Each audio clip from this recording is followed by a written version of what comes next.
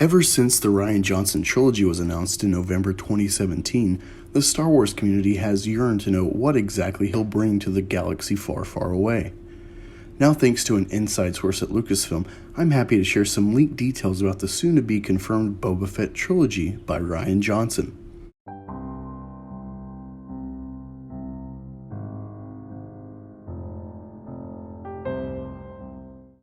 Welcome to Black Angus Reviews. If you're new to the channel, please be sure to subscribe to see future Star Wars, film, and comics content.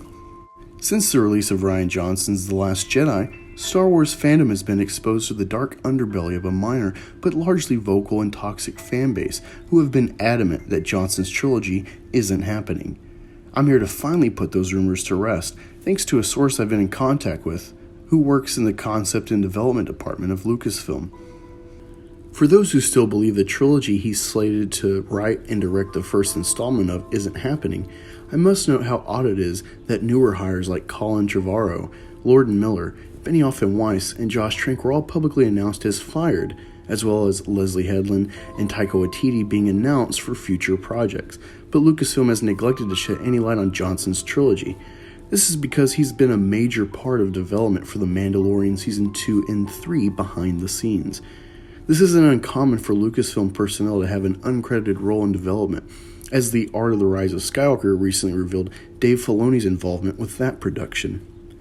Back in November of 2019, Johnson accidentally spoiled seeing Baby Yoda on the set of The Mandalorian, which reporters pieced together was actually on the set of Season 2's production, confirming both Season 2 and that Baby Yoda would remain alive through the first season.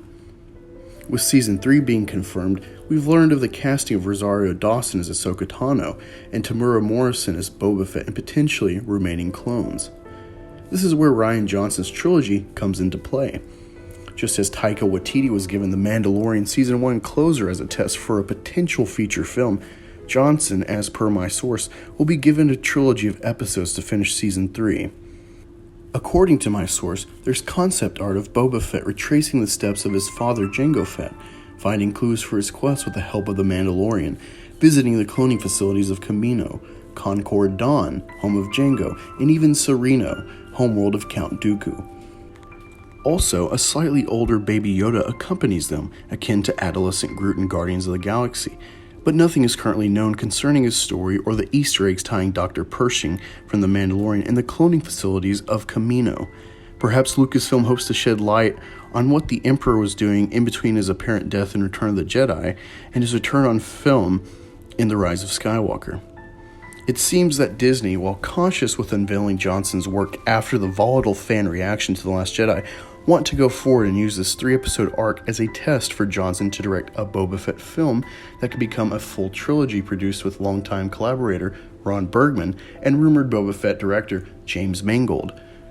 The plan is to use the collective effort of CGI that brought both Tarkin and Princess Leia to Rogue One with the practical effects of prosthetics Johnson utilized in Looper that allowed Joseph Gordon-Levitt to portray a younger Bruce Willis.